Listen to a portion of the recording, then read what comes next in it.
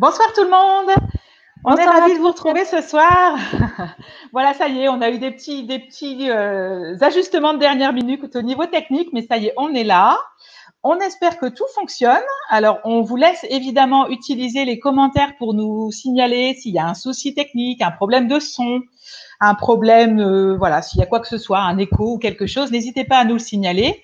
C'est notre grand premier Facebook Live, donc on est néophyte et donc forcément, il y aura peut-être quelques petits couacs ou pas, on verra. Ou pas. Voilà. En tout cas, voilà, n'hésitez pas à nous faire savoir en commentaire. Ce sera toujours utile de pouvoir rectifier si c'est nécessaire. Donc, effectivement, on est super contente de vous retrouver ce soir pour cette petite conférence en ligne qui est d'actualité, évidemment, puisqu'on va parler confinement et on va parler émotion. Alors, avant de se lancer dans ce thème-là, alors, on va se présenter. Merci Julie. Voilà, on va se présenter. Donc, je vais commencer par vous présenter Emmanuel, donc Emmanuel Pelletier, avec qui j'ai le grand plaisir de travailler. Donc Emmanuel, comme moi, elle est psychopédagogue, mais ça n'a pas toujours été le cas. En fait, Emmanuel, elle a d'abord travaillé pendant 15 ans dans l'éducation nationale, où elle a été professeure des écoles, un métier qui l'a passionnée, puisque l'accompagnement des enfants a toujours été quelque chose, voilà, qu'elle portait au fond d'elle-même depuis toute petite. Donc c'est vraiment une carrière de cœur. Et puis voilà, Emmanuel a donc évolué 15 ans comme ça. Elle a eu 2 petites puces, elle de son côté aussi. Et puis finalement, le désir s'est fait sentir de pouvoir accompagner les enfants un peu différemment. Et elle s'est tout d'abord formée à la pédagogie Montessori. Et donc, elle est devenue éducatrice Montessori dans un premier temps, avant de se former à la psychopédagogie positive. Et c'est là que nos chemins se croisent, puisque c'est dans cette formation-là que nous nous sommes rencontrés. Et donc, Emmanuel a aujourd'hui quitté l'éducation nationale. Elle est installée dans la région de Rennes, en Bretagne, et elle est donc psychopédagogue. Donc, elle officie en cabinet. Elle reçoit les enfants, les parents, pour leur présenter des ateliers Montessori, pour leur présenter pour leur faire plutôt des sessions individuelles de psychopédagogie, d'accompagnement de l'apprentissage. Et elle s'est récemment formée au réflexe archaïque, parce que quand on commence à mettre le doigt dans l'engrenage, finalement, il y a plein de choses qui sont passionnantes. Et donc aujourd'hui, voilà, Emmanuel vous reçoit dans la région de Rennes, mais aussi en visio si vous n'êtes pas de Bretagne, pour vous accompagner sur tous ces sujets-là. Excusez-moi, je bafouille, ça va aller mieux dans quelques temps. Pas de souci.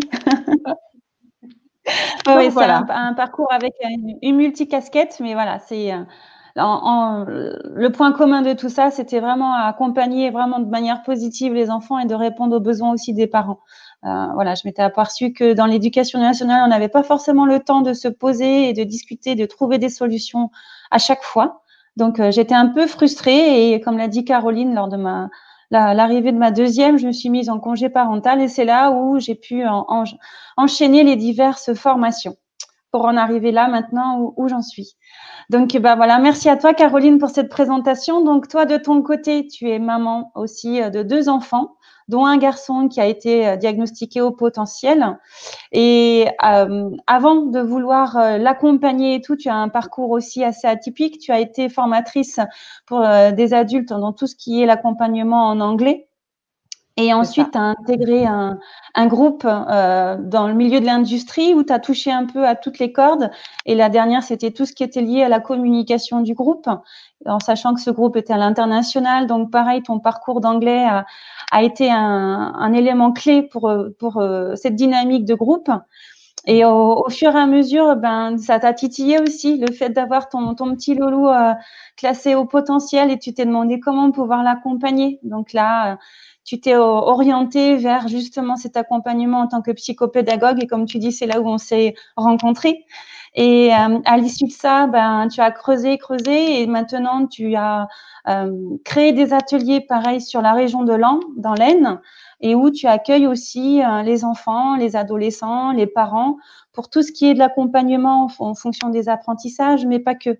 Tout ce qui est aussi le coaching parental et éventuellement même tout ce qui est se réorienter de manière professionnelle en tant qu'adulte. Et c'est pas tout. Et c'est pas tout. Il y a aussi une autre casquette, c'est que tu es auteur de livres pour enfants. Et ça, je trouve ça génial, cette passion pour l'écriture que tu peux transmettre aux enfants aussi, pour te redonner le goût de lire et d'envie d'apprendre à lire. Ça, c'est chouette. Donc voilà. Merci. Merci pour cette présentation. Bonsoir à tous. Je vois que vous nous mettez des petits mots sur le chat. On est super contente de vous voir arriver. Voilà, c'est chouette. Merci d'être là. Moi, je vous vois pas tous. C'est Caroline qui a la main. Donc voilà, un grand merci pour votre présence. Merci beaucoup. Effectivement, donc on va commencer cette petite présentation. Voilà, il y aura des petits slides. On a voulu que ce soit illustré, que ce soit ludique, que ce soit interactif aussi. Donc surtout, n'hésitez pas, si vous avez des questions au cours de la conférence, n'hésitez pas à les poser dans le chat.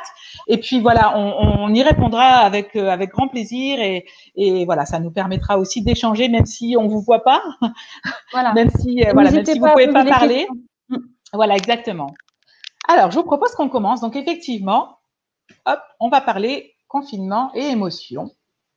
Et alors, le programme de la soirée, il est en 4 temps. Le premier temps, ça va être de voir déjà les émotions. Qu'est-ce que c'est? Parce qu'on en parle beaucoup, mais en fait, c'est quoi? Et puis surtout, ça sert à quoi? Parce qu'on les expérimente à longueur de journée, mais en fait, pourquoi faire? Et donc, le confinement, là, ça va être un catalyseur d'émotions. Donc, comment est-ce qu'on est, nous, en train de gérer cette période assez atypique et qu'est-ce que ça a pu engendrer chez nous par rapport à tout ce qu'on a dû mettre en place à la maison, au niveau du travail et quel est notre ressenti et quelles ont été les répercussions derrière. Donc, on va en discuter aussi. Ensuite, on va regarder ça d'un côté un peu pratique, c'est-à-dire ok, les émotions, c'est ça. Ok, le confinement, on est quand même d'accord que c'est une période un peu chamboulée. Mais comment je peux faire, en fait? Moi, en tant qu'adulte, qu'est-ce que je peux faire pour me sentir plus serein en dépit de toutes ces choses que je maîtrise pas et qui sont quand même assez anxiogènes? Qu'est-ce que je peux faire concrètement? Voilà. Et une fois qu'on s'est posé cette question en tant qu'adulte, après, c'est en tant que parent, qu'est-ce que je peux faire, moi, avec mes enfants? Comment est-ce que je peux les accompagner à gérer cette période assez bizarre? Parce que voilà, ils la vivent autant que nous, voire plus au niveau émotion. Donc voilà, quels sont les outils, les clés et comment les accompagner pour mieux gérer tout ce chamboulement en fait, parce que c'est vrai qu'on peut dire que ça a chamboulé tout le monde, quel que soit l'âge. Et donc voilà le programme de la soirée. Alors, je vois qu'il y a une remarque sur le fait que mon micro grésille. Écoutez, je suis désolée. Est-ce que c'est le cas pour tout le monde? Vous entendez tous, m'entendez mal? Parce que sinon, je peux retirer le casque et on peut tenter. Bon, je vais continuer comme ça. Si vraiment c'est trop gênant, mettez-moi dans le chat et puis j'essaierai de faire sans le casque pour voir si c'est plus agréable. Je vais le tenir. Peut-être que c'est le fait que le fil ballotte un peu. Donc voilà, on vous a présenté le programme. Alors maintenant, on va rentrer dans le vif du sujet et on va voir un petit peu ce que ce sont. Alors non, on va déjà introduire. Excusez-moi, je mets la charrue avant les bœufs. Et donc notre introduction, c'est que notre année 2020, elle a quand même été un tout petit peu chargée. N'est-ce pas, Manu? Voilà. Ah, complètement. Ça, on peut dire que 2020, ça aura été un sacré cru. Un sacré cru. Pourquoi? Parce qu'on a découvert ce fameux virus qui nous est tombé dessus du jour au lendemain et ça a fait des gros chamboulements, que ce soit au niveau de la maison, que ce soit au niveau du travail. Donc, comme vous pouvez voir, au niveau de la maison, on a dû apprendre à vivre avec. On a, pour une bonne partie du temps, on a dû être amené à vivre ensemble sous le même toit. Et donc, apprendre à partager son temps, apprendre à vivre ensemble. Et tout ce qui est le télétravail aussi, ça n'a pas été évident d'allier la vie professionnelle et la vie de famille. Et donc, il a fallu que tout le monde trouve ses marques, ses propres marques et sa propre organisation. Tout à fait. Au-delà de ça, voilà, il y a aussi des choses qu'on n'avait jamais connues avant. Voilà, c'est, je pense, toute génération confondue, une année qui est un peu unique pour ça. Voilà, les rues de Paris vides, ou même les rues de notre village, même si c'est à plus petite échelle. Le fait de se voir dans la rue tous masqués, qui est pour moi vraiment quelque chose qui me saisit, même si on commence à avoir entre guillemets l'habitude. Voilà, moi c'est quelque chose qui me choque toujours. On voit les gens masqués partout, les enfants maintenant à l'école aussi, et ça, ce sont des choses qui sont très nouvelles et qui sont pas neutres non plus. Alors pour nous adultes déjà, mais pour les enfants encore moins, j'ai tendance à dire, parce que voilà, ce sont des choses qu'il faut qu'on apprenne à vivre au quotidien. Et puis, ce que je rajouterais aussi, Caro, c'est que ce masque, en fait, nous empêche de voir nos propres émotions. En fait, là, on est en plein dans la thématique des émotions. Et ce masque, même si on ne parle pas, toutes les émotions passent par nos visages. On va en parler tout à l'heure. Et là, pour le coup, on ne les voit plus. Et ça peut perturber énormément les tout petits, voire les petits. Et il va falloir trouver d'autres astuces pour pallier à cette présence de masque, pour justement faire passer ces émotions et qu'ils puissent, à leur échelle, les intégrer. Tout à fait. Alors forcément, je pense que ça parle de soi. Voilà, 2020, c'est quand même une année où on s'est quand même arraché beaucoup de cheveux pour plein de raisons. Voilà, pour tout ça confondu. Et bon, malheureusement, ça risque d'être le cas encore pendant quelques temps. Donc, d'où l'utilité de la présentation qui suit. Alors, les émotions, qu'est-ce que c'est? À quoi ça sert? Très bonne question. Donc, on a voulu en fait vous définir dans la manière globale qu'est-ce que c'est qu'une émotion. Donc, en fait, une émotion, c'est un ressenti qui va être soit positif, soit négatif par rapport à votre environnement et quelque chose qui se passe autour de vous. Donc, ça va passer après. Et c'est une émotion, c'est également quelque chose de spontané et involontaire. En fait, c'est quelque chose qu'on ne peut pas contrôler. C'est psychologiquement et puis physiologiquement, pardon, c'est quelque chose qui va se provoquer instinctivement. Voilà, et qui va être également une réponse universelle. Donc, quelle que soit l'origine de la personne, les émotions, en fait, elles seront exprimées de la même manière. C'est vraiment un langage universel qui peut être compris par tout le monde, même s'il y a cette fameuse barrière du langage. Est-ce que tu souhaites rajouter quelque chose par rapport à tout ça, Caro? Ça me paraît bien complet, il n'y a pas de souci. Hop. Et alors effectivement, une émotion, comme le disait Manu, elle est provoquée par un élément déclencheur. Il y a quelque chose qui se passe, alors là on l'a illustré avec le lion, voilà. Et qui entraîne une sensation corporelle. Donc là dans notre exemple, imaginons que je croise un lion au bout de ma rue demain en sortant.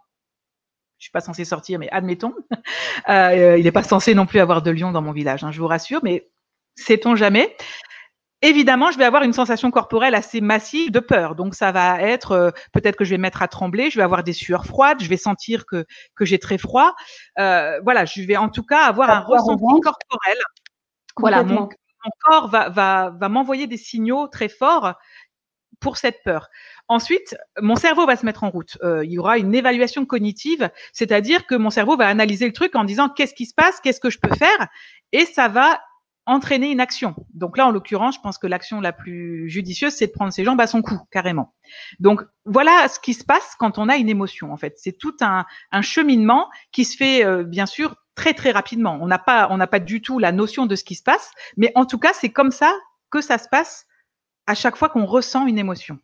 Voilà, qu'elle soit positive ou négative, il y aura toujours un élément déclencheur qui va vous faire provoquer des sensations corporelles. Ça peut être de la joie, ça peut être le fait de sauter, ça peut avoir la boule au ventre, ça peut être une succession de rires. Et tout ça, ça va vous envoyer des informations à votre cerveau qui va la traiter soit d'un côté dans une situation positive, donc quelque chose de positif qui sera ressenti chez vous, soit quelque chose de négatif. Donc là, c'était quelque chose de négatif qui va potentiellement vous créer une action de fuite. Mais si c'est quelque chose de positif, à l'inverse, ça pourra être une sensation de bien-être, une sensation de partage. Enfin voilà, il faut vraiment comprendre que en fonction de ce que vous allez vivre dans votre environnement, ça aura un impact positif ou négatif sur votre comportement et sur votre réaction par rapport à ce que votre cerveau inconsciemment aura pris comme décision après avoir interprété et traduit votre réaction corporelle. Tout ça, c'est lié, c'est imbriqué tout ça en fait. Tout à fait. Et on a Julie qui nous précise quelque chose qui est très intéressant. L'étymologie du mot émotion, c'est ex movere, qui est mettre en mouvement. Donc effectivement, l'émotion a pour but de mettre en mouvement. Tout à fait. Et on va voir pourquoi derrière. Voilà. Alors, je te laisse. Alors, qu'est-ce que c'est qu'une émotion? Voilà, ce qu'on disait, ça a une réponse à un stimulus qui est dans notre environnement. Soit un sensoriel, par exemple, quelque chose qui est de froid ou quand on va se brûler ou par rapport à des odeurs. Donc là, on va faire appel vraiment à nos 5 sens. Ça peut être la vue, l'odorat, l'ouïe, le toucher. C'est pour ça qu'on a mis cette petite fille en train de repousser quelque chose qui sent vraiment très mauvais parce que là, pour le coup, c'est son odorat qui est mis en avant. Après, il y a un autre stimulus, Caroline. Oui, tout à fait, qui va être cognitif. C'est-à-dire que vous pouvez très bien être dans votre lit, tout se passe bien, enfin, il n'y a pas de souci, vous êtes couché sous votre couette bien au chaud, et tout à coup, quelque chose se passe dans votre tête. Vous vous remémorez un moment de votre journée qui vous a causé, par exemple, de la colère. Vous vous êtes peut-être disputé avec un collègue ou peu importe. Mais en tout cas, le fait de repenser à ce qui s'est passé, ça va régénérer l'émotion. Et là, vous allez avoir les mêmes sensations. Concrètement, il ne se sera rien passé à l'extérieur, votre environnement n'a rien à voir là-dedans. C'est uniquement au point de vue cognitif que ça se joue. Et donc, c'est important de voir qu'une émotion, effectivement, peut être à la fois le résultat de quelque chose qui arrive, qui est extérieur à votre corps et qui va être du coup capté par vos sens, mais ça peut être aussi quelque chose qui se passe juste dans votre tête. Et c'est aussi réel d'un côté que de l'autre. Voilà, c'est pour ça qu'en dessous, on a marqué que c'était propre à chacun. Parce qu'on a chacun notre histoire, notre vécu. Par exemple, face à une même situation, on aura 2 réactions différentes. Pourquoi? Parce que cette réaction va faire appel à notre mémoire. Soit on l'aura bien vécu, soit on l'aura mal vécu. Mais on ne peut pas juger quelqu'un par rapport à un autre ressenti parce qu'il n'a pas en face le même vécu, la même histoire. Donc, il faut être à même d'accueillir l'émotion de l'autre qui n'est pas forcément la même par rapport à ce que nous, on a pu vivre à l'instant présent. Et on parle aussi d'expérience. Un petit enfant qui a été mordu ou qui a subi un choc traumatique par rapport à quelque chose, si à un moment, à l'instant T, il recroise un chien ou qu'il est pratiquement à même de revivre cette situation, ça va lui ramener à cette situation vraiment très, très désagréable et il sera plus dans la peur, la crainte de revivre cette situation-là. Alors que ça se trouve, dans son environnement actuel, il n'y a rien qui va être amené à redéclencher cette mauvaise situation. Donc, il faut bien prendre en compte que voilà, il y a des facteurs externes qui sont liés au sens. Après, il y a aussi tout ce qui est lié à notre propre personne et à notre propre vécu. Et il faut surtout pas aussi juger les autres parce qu'on ne connaît pas les vécus des autres. Exactement. Et effectivement, voilà, on connaît tous quelqu'un qui a peur de quelque chose qui, pour nous, est complètement anodin, mais pour autant, cette peur est bien réelle et cette personne-là, quand elle est confrontée à cette chose-là, elle a une vraie émotion désagréable et parfois paralysante. Exactement. Et je vois dans le chat des choses intéressantes. On a Ursifila qui nous dit que l'émotion exprime un besoin non satisfait. Oui, c'est ce qu'on va en parler. Qui précise voilà, que ça peut être aussi un besoin satisfait. Effectivement, on y vient par la suite, mais il y a une histoire de besoin dans tout ça, oui, tout à fait. Alors, on voulait vous poser une petite question pour que ce soit évidemment participatif. À votre avis, quelles sont les principales émotions? Qu'est-ce que vous citeriez dans le chat comme émotion que vous connaissez? Alors, à vos claviers, c'est le moment. Voilà.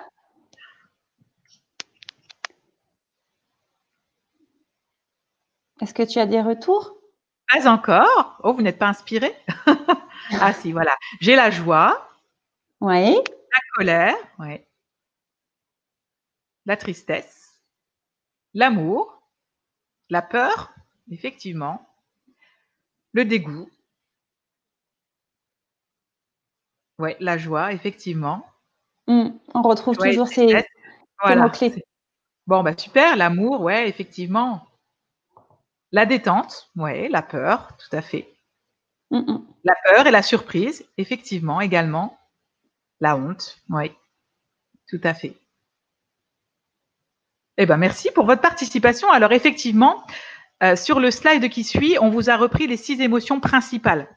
Parce qu'effectivement, celles-ci sont les principales, c'est-à-dire qu'il en existe plein d'autres qui sont finalement des déclinaisons de celles-ci. C'est ce que j'allais dire, c'est des déclinaisons, oui. Des déclinaisons. Donc, il y a beaucoup de nuances à l'intérieur de tout ça, mais ces 6-là sont vraiment celles qui sont principales, quoi, comme c'est écrit, comme ça fait 15 fois. Et c'est celles qu'on véhiculera dès tout petit, en fait, pour les familiariser, et au fur et à mesure, on pourra justement, comme on dit, approfondir et puis être un peu plus pointilleux sur ce qu'on ressent comme émotion. Parce qu'à travers la colère, il y a plein de mots, qui vont exprimer cette colère à plus ou moins des degrés plus ou moins importants.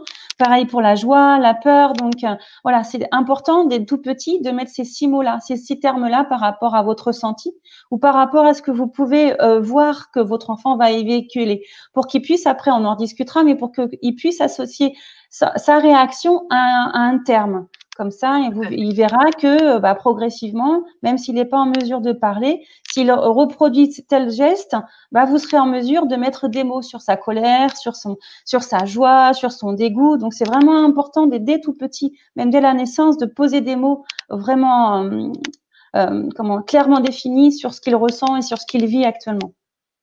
Tout à fait. Donc voilà, vous l'avez dit dans le chat, il y en a d'autres qui sont arrivés, qui sont des déclinaisons, mais les 6 principales, ce sont la colère, la peur, la tristesse, la joie, la surprise et le dégoût. Effectivement. Et alors, à quoi ça sert une émotion? Parce que c'est bien gentil de se faire traverser toute la journée par des sensations agréables, désagréables, etc. Mais finalement, pourquoi? Elle nous a l'air d'un danger, en fait. Voilà. Ça nous a l'air vraiment un danger parce qu'à la base, voilà, c'était vraiment une question de survie. Et ce sont ces émotions, pardon, qui vont nous permettre de survivre, et elles ont permis à l'homme en fait d'évoluer depuis x années. Et vous parliez tout à l'heure aussi de la notion d'un besoin. Effectivement, les émotions en fait vont traduire un besoin qui n'est pas assouvi ou qui a été assouvi. Et c'est souvent à travers des besoins non assouvis que les enfants vont exprimer. On va en reparler tout à l'heure, mais des explosions d'émotions qu'on peut caractériser éventuellement de pseudo-caprices. Sauf qu'on va en parler tout à l'heure, vous verrez que ce n'est pas le cas. Donc, c'est vraiment important d'avoir ça en tête, que les émotions sont là pour notre survie dans un premier temps, et pour justement, comme l'avait précisé une personne dans le chat tout à l'heure, c'était pour exprimer un besoin non assouvi, en général. Voilà. Mais ça ne veut pas dire que c'est des besoins non assouvis. Voilà, ou un besoin assouvi quand on est dans une émotion, pardon, qui est agréable, quand on est dans la joie, la sérénité, là pour le coup, c'est que les besoins que l'on a sont assouvis. Donc effectivement, il y a cette notion de besoin qui est là derrière et qu'on va creuser ensemble par la suite. Et effectivement, il y a des choses qui sont intéressantes dans le chat. Donc effectivement, ça sert à se protéger, ça sert aussi à s'adapter, effectivement, à son environnement. Et l'émotion est dans tous les cas, et on le verra plus tard, un message à écouter. Ça, c'est certain. Merci Aude. Alors, ça sert aussi pas à travailler, mais disons à nourrir la motivation. Les émotions, quand elles sont positives, elles sont porteuses et elles permettent à la personne de se mettre en projet, d'être plein d'allant pour pouvoir réaliser des choses. À l'inverse, quand on est dans des émotions qui sont désagréables, qui sont entre guillemets négatives, on peut vite se retrouver plombé, et c'est là qu'on se retrouve sur le canapé à broyer du noir, alors qu'on devrait être en train d'abattre des montagnes, voilà, à travailler, à faire des choses fantastiques. Donc, elles ont clairement un grand rôle à jouer sur la motivation. Et là, c'est valable pour les petits, pour les grands, pour tout le monde. Ah oui, surtout chez les petits, parce qu'ils sont pas encore en mesure de poser des mots sur les émotions qu'ils ressentent. Donc, c'est à nous de prendre le relais. Et si on n'est pas à même d'accueillir leurs émotions ou leur dire « Attends, non, c'est bon, là, tu t'arrêtes, tu te calmes et c'est bon, t'as pas mal », si on leur met un couvercle sur leurs émotions, ça va faire un peu comme une cocotte minute qui va progressivement exploser. Et là, pour le coup, c'est de la frustration qu'on va générer, c'est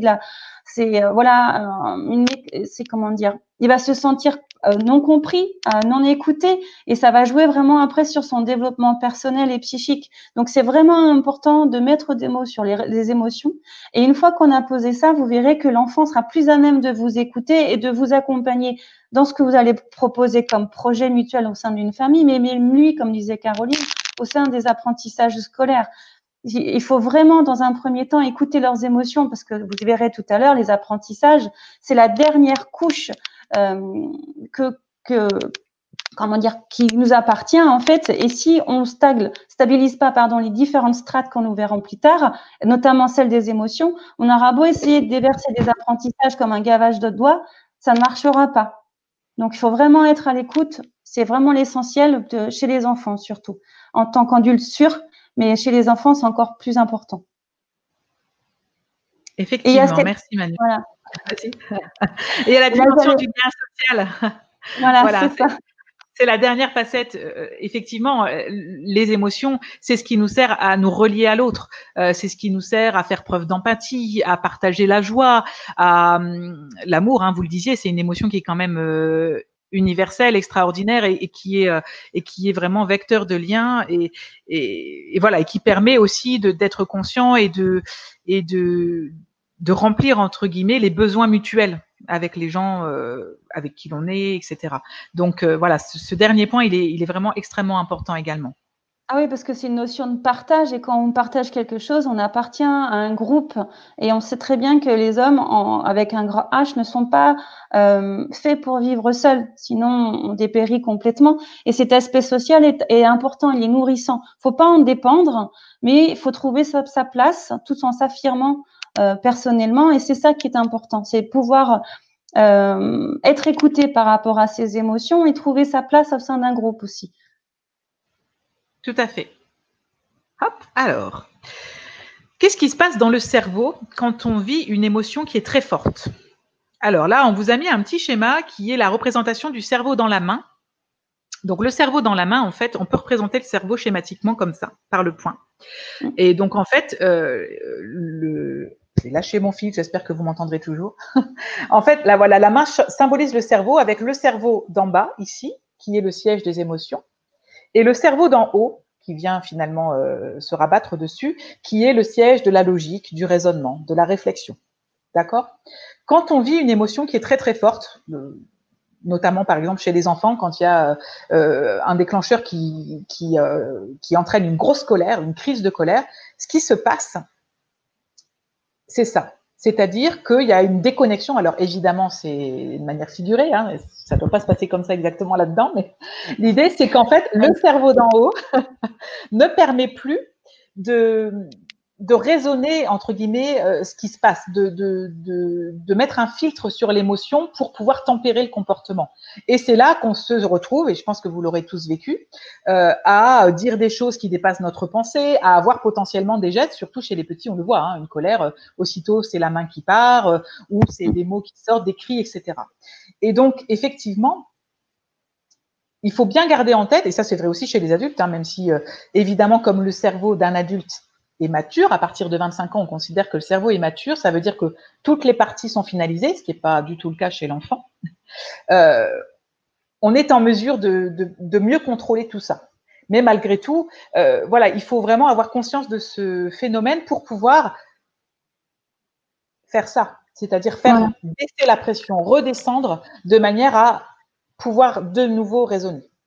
Voilà, parce qu'en fait, un enfant, lorsqu'il va vivre pleinement une situation qui va le contrarier, cette situation, comment… Ah, attendez, je me cale sur ma caméra, voilà. Il va directement basculer ici. Et en fait, un enfant va pas être en mesure de raisonner par rapport à la situation. Le fait d'avoir suffisamment de recul pour analyser la situation, pour dire, OK, là, j'ai peut-être exagéré, je vais essayer de comprendre pourquoi. Non, en fait, leur cerveau va prendre, sur les émotions, va prendre le dessus. Et il sera incapable de raisonner et nous-mêmes de nous écouter parce qu'il est focalisé sur ce qui vient de le perturber, sur son besoin qui n'a pas été assouvi. Donc, quand c'est comme ça, c'est à nous en tant qu'adultes. On respire un bon coup parce qu'on a l'impression qu'on est directement agressé ou que c'est contre nous qu'il est dirigé. Mais en fait, non, c'est qu'il n'est plus capable de se poser et d'analyser la situation. Donc, pour baisser en pression et pour ramener son cerveau en résonance, c'est à vous de mettre des mots en lui disant « Oui, écoute, là, j'ai bien vu que tu étais en colère parce que tu as cassé ton jeu ou parce qu'on est rentré un peu plus tôt. » Voilà. Mais le fait de verbaliser la situation qu'il vient de vivre, ça va chez lui baisser en pression, baisser cette fameuse cocotte minute, parce qu'il va être en mesure d'entendre « Ah, maman ou papa a compris mon besoin. Il a compris pourquoi je suis comme ça. » Donc, en mettant des mots ou même en l'accueillant avec vos bras, parce que le fait d'être accueilli aussi de manière corporelle va faire baisser en tension, il va pouvoir progresser. Alors, je suis en train de chercher ma caméra, pardon. Il va pouvoir progressivement revenir au raisonnement.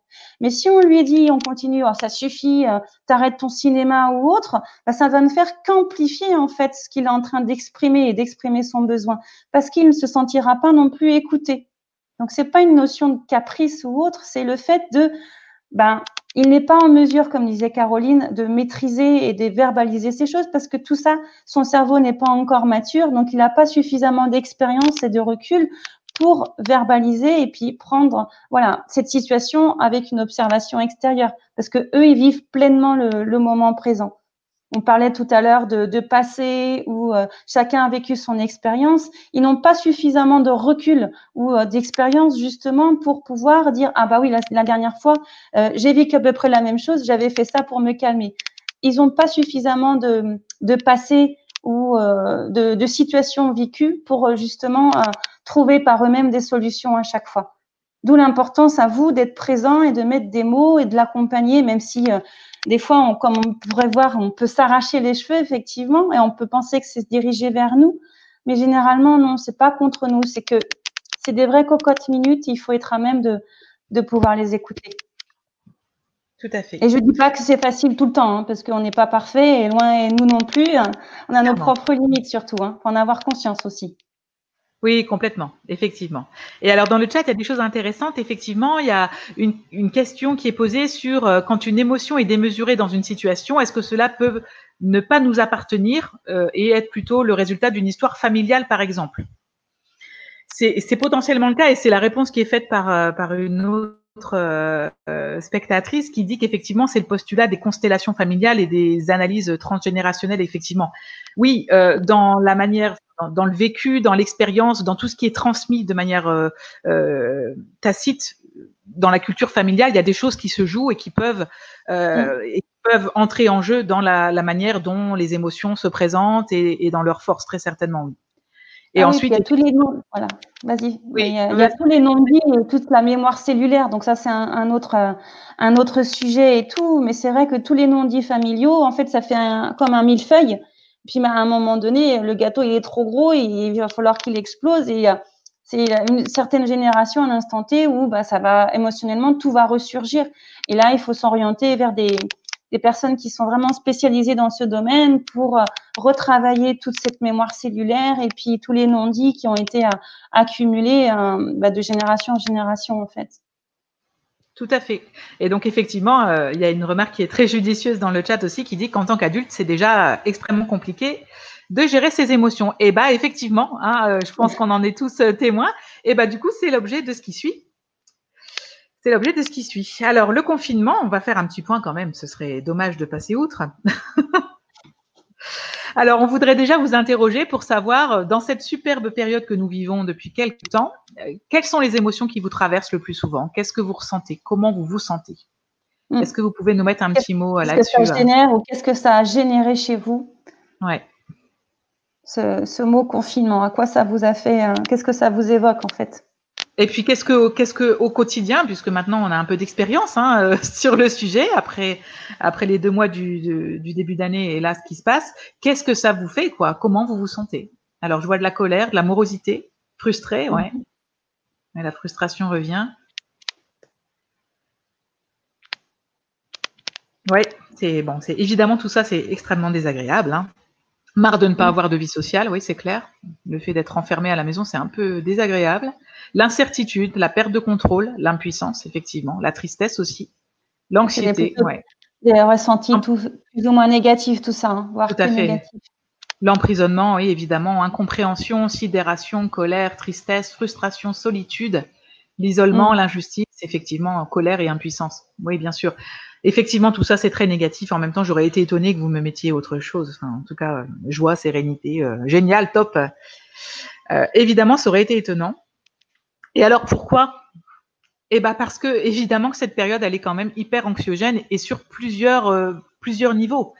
D'abord, il y a ce virus qui est là, ce virus qui est quand même potentiellement avec des conséquences graves. Et donc, forcément, ça génère de la peur pour soi, de la peur pour ses proches. Et forcément, ça génère de l'anxiété. Voilà. Je te laisse continuer.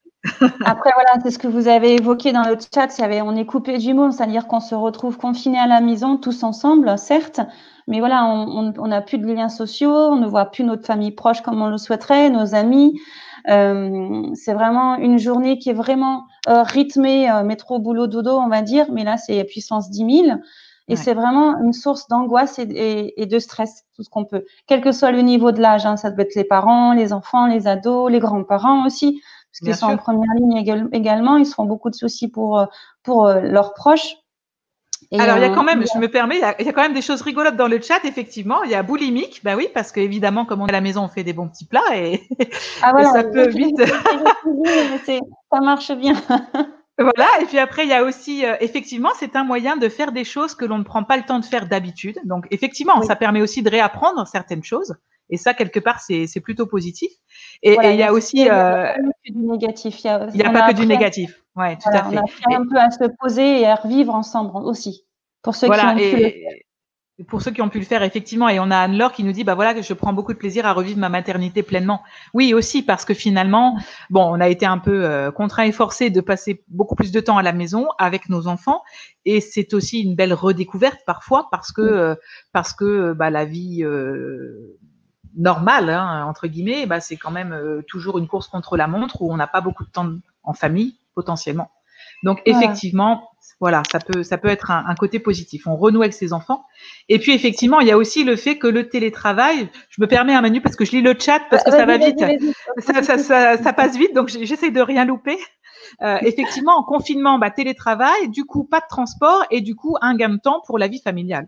Et certainement, j'imagine, pour les gens qui sont beaucoup dans les transports, un gain d'énergie aussi parce que, voilà, c'est forcément pas toujours agréable de prendre le train, le métro, le RER, voilà, ou même la voiture d'ailleurs. Donc effectivement, je pense que ça, ce sont les côtés plutôt positifs, heureusement. Oui, c'est réapprendre à vivre ensemble, réapprendre à partager des tout petits moments comme des jeux, de la cuisine. Vous parliez de cuisine tout à l'heure. Rien que le fait d'aller se promener, ne serait-ce que même si c'était 1 heure, c'était vraiment 1 heure 100% tous ensemble, quoi, en fait.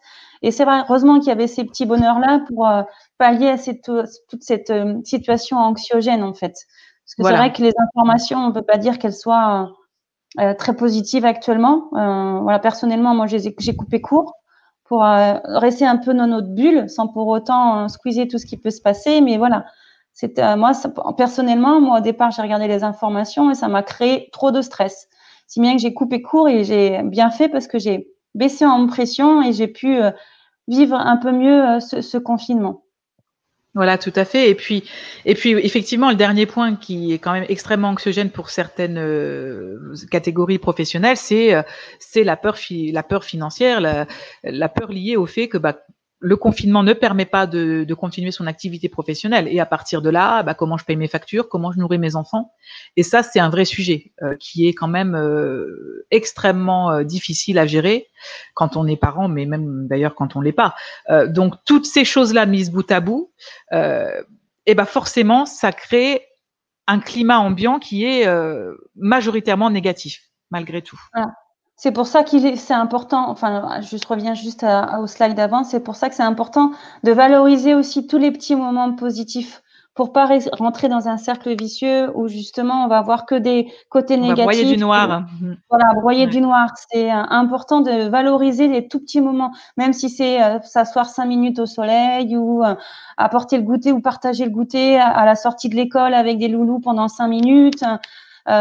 C'est vraiment valoriser ces petits moments-là. Parce que le cerveau, lui, il faut savoir que pour un moment négatif, il faudra trouver 5, 6 ou 7 moments positifs pour contrebalancer le moment négatif qui aura été mis en avant dans une journée. Donc, vous voyez que plus on broie du noir, plus à côté, le sac de positif doit être suffisamment conséquent pour trouver un juste équilibre entre toutes ces émotions positives et négatives.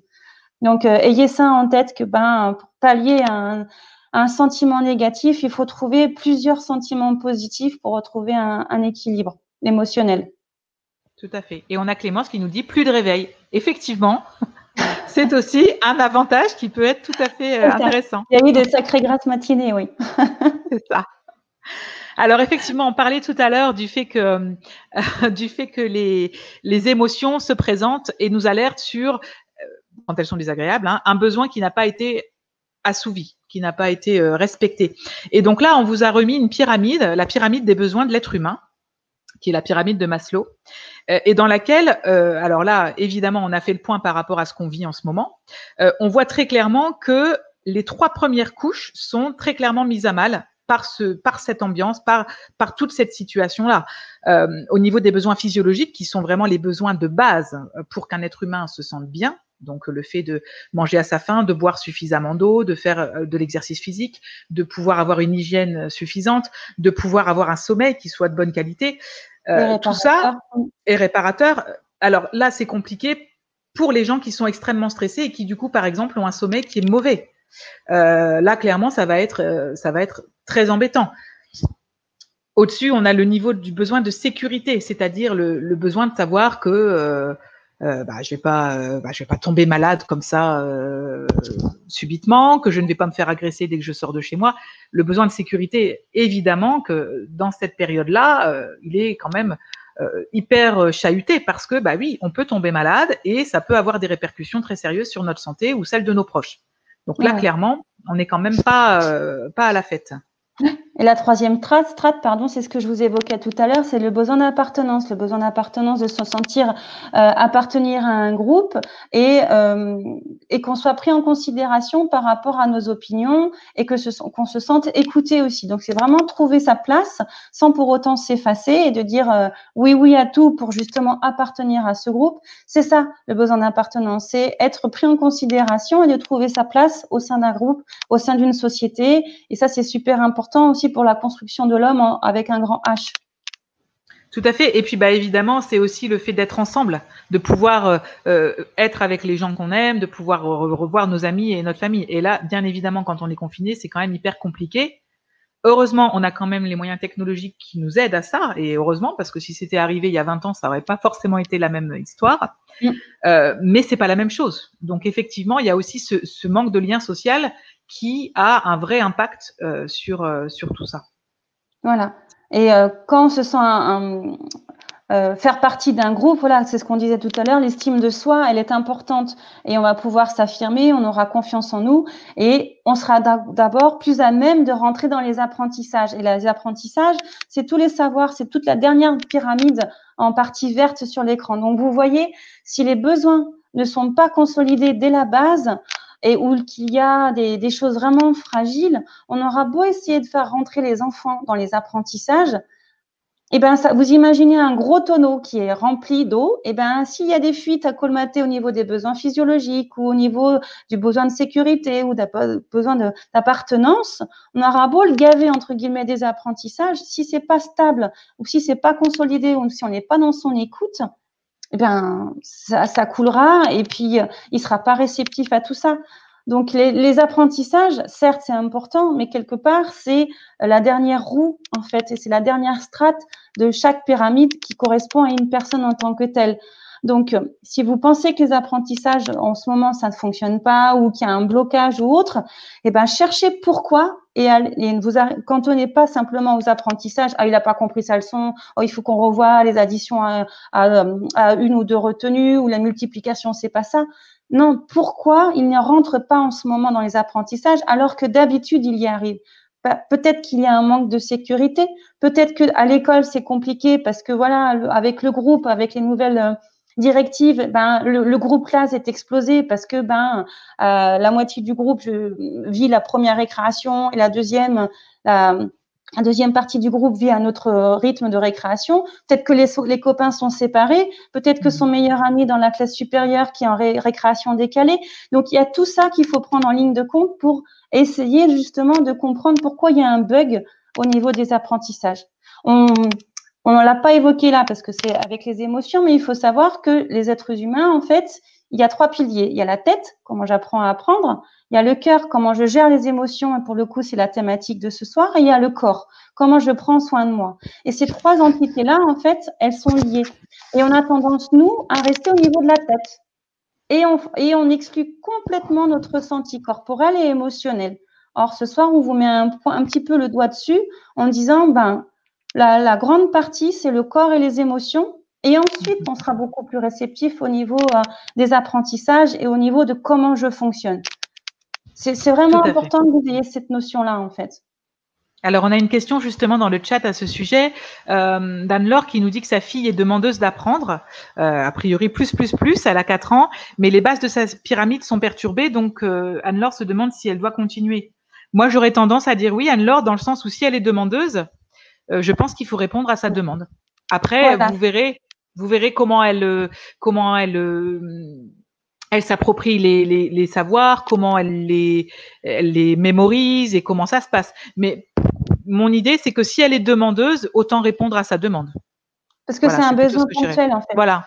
Et en fait, il ne faut pas s'arrêter au programme de l'éducation nationale. Et c'est moi, en tant que prof, qui vous le dis là ce soir.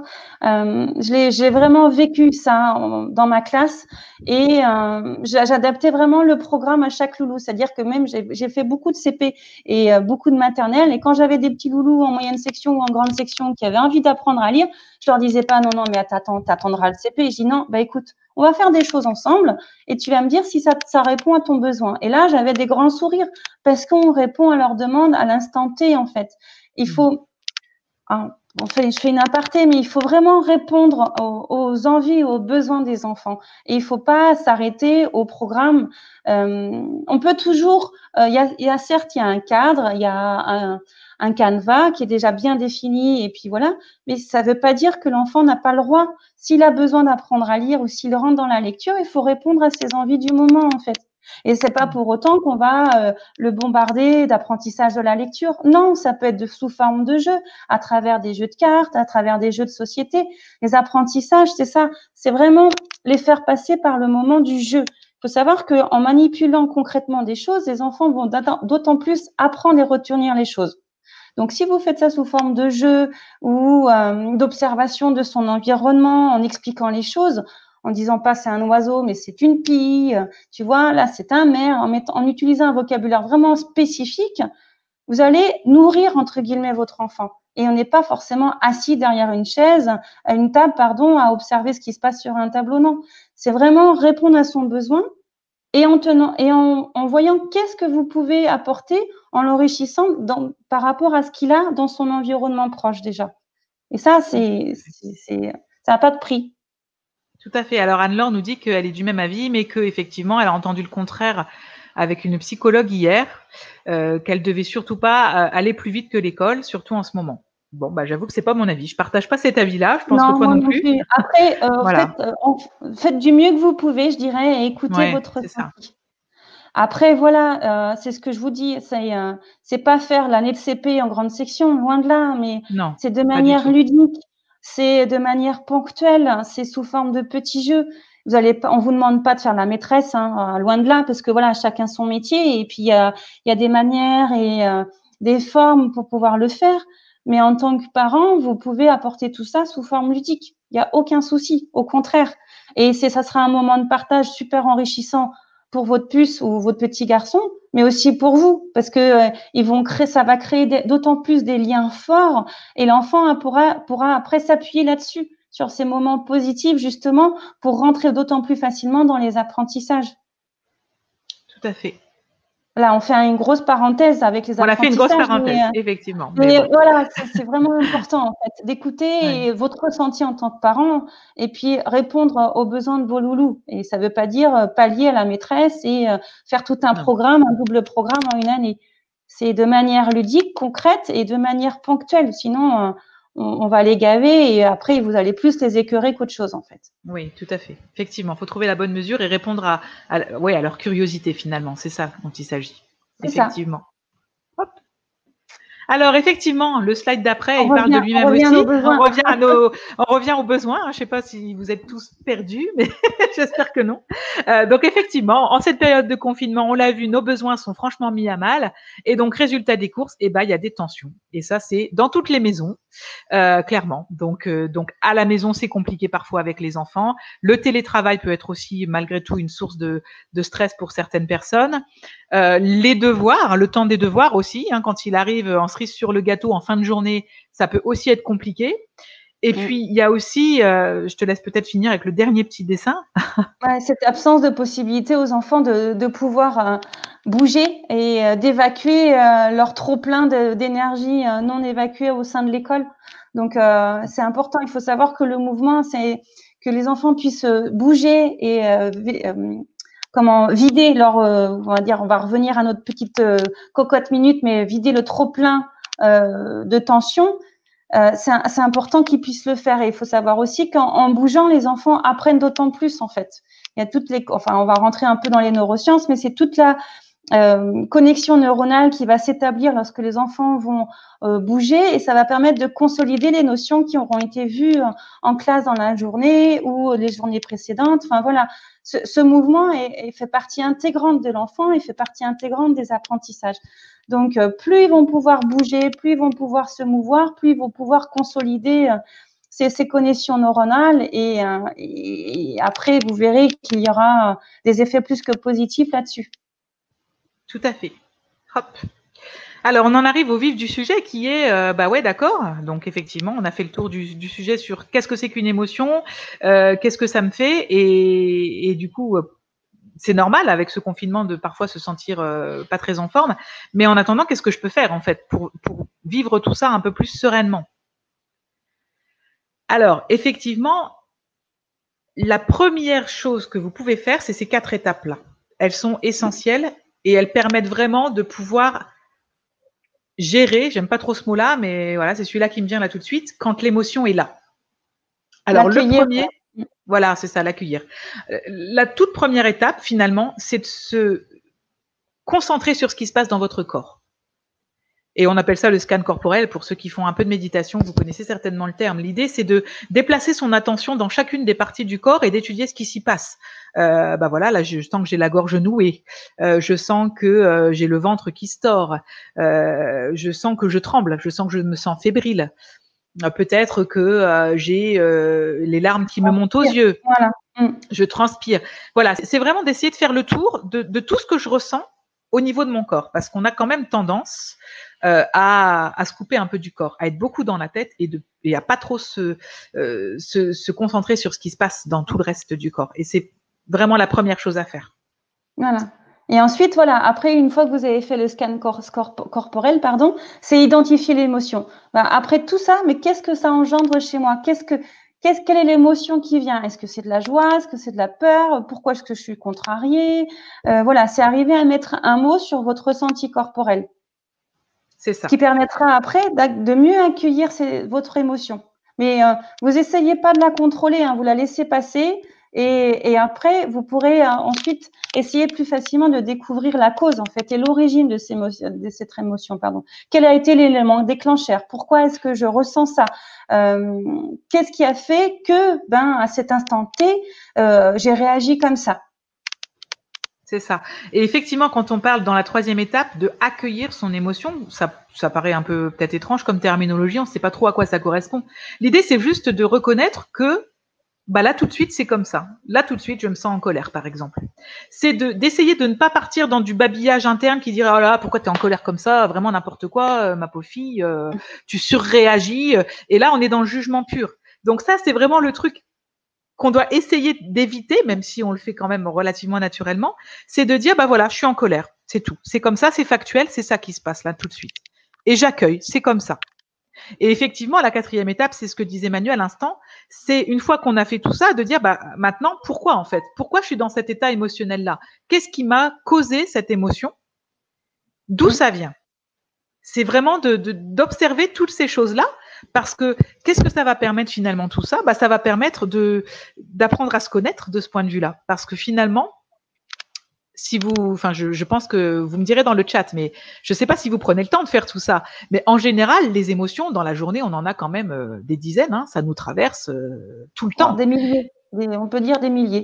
C'est ça. On est tout dans les émotions en fait. On en a sans arrêt et on prend absolument pas le temps de s'interroger sur ce qu'on ressent, voilà. En général, c'est vaguement, on a un ressenti qui est vaguement agréable, vaguement désagréable, mais hop, aussitôt, on est dans l'action, on est en train de faire quelque chose, on continue ce qu'on faisait et on s'arrête pas pour accueillir ça. Et du coup, on sait pas très bien d'où ça vient, ce que ça cause, comment on réagit. On ne sait pas comment on fonctionne de ce point de vue-là. Donc cet exercice-là, avec ces 4 étapes, c'est aussi cette idée de dire j'apprends à découvrir comment je fonctionne et puis après, avec l'expérience, quand j'aurai trouvé certaines petites liaisons entre un événement et ce que ça m'occasionne comme émotion, ça permet d'anticiper aussi. Et effectivement, Barbara nous dit dans le chat, en général, ce recul est pris a posteriori. Oui, effectivement, c'est après qu'on se dit ah ouais, là, je me suis sentie comme ça et je fais le retour sur image, effectivement, à froid. Après, ces 4 étapes-là, ça ne va pas être du jour au lendemain. Hein. C'est comme un nouveau sport. Tout à fait. Vous découvrez. Voilà, c'est petit à petit, vous allez acquérir ces quatre étapes. Et puis voilà. Et puis même nous, des fois, on les squeeze complètement parce qu'on est trop pris dans l'émotion. Il faut arriver à faire un arrêt sur l'image et laisser de côté la tête. Et puis voilà, prendre en considération dans un premier temps le corps, comment il réagit. Et le cœur, quelle émotion véhicule et qu'est-ce que je ressens? Et ensuite, on reprend notre tête, juste pour parler, et puis réfléchir, qu'est-ce que ça a occasionné et puis d'où vient tout ce ressenti corporel, en fait. Mais voilà, prenez le temps d'assimiler et de digérer ces 4 étapes, de les avoir en tête, et puis pour progressivement, voilà, les mettre en pratique. On parlait d'une cocotte minute tout à l'heure pour les enfants. Mais voilà, il y a plein de tailles différentes chez les cocottes. Nous, on fait partie des grandes cocottes en tant qu'adultes. Mais voilà, on est tous une petite cocotte et il faut apprendre à bien la régaler pour pas que ça explose d'un coup. C'est ça, effectivement. Alors après, la phase d'après, quand l'émotion est là et qu'elle est très présente, faut la décharger.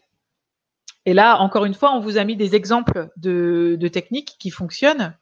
Il y en a que quelques-unes, on en a mis que quelques-unes, il y en a plein d'autres après, mais voilà, celle-ci fonctionne bien. Il y a la méditation. La méditation en pratique régulière, parce que bon, méditer une fois par mois, c'est un peu léger, mais si vous arrivez à méditer régulièrement, même pas très longtemps, 5 minutes par jour, par exemple, ce serait déjà franchement parfait. Ça permet finalement d'apprendre à canaliser ses pensées, en fait, à faire le pas de côté qui permet de ne pas se laisser entraîner par le mental. C'est vraiment ça, la méditation. Et franchement, ça aide bien. Enfin, moi, je le pratique maintenant depuis un moment et je vois la différence sur ma capacité à gérer un peu les choses quand ça a tendance à être un peu critique pour moi. Donc, voilà, c'est vraiment une technique qui est assez efficace si vous êtes ouvert à ça et si c'est une technique qui vous parle, bien sûr.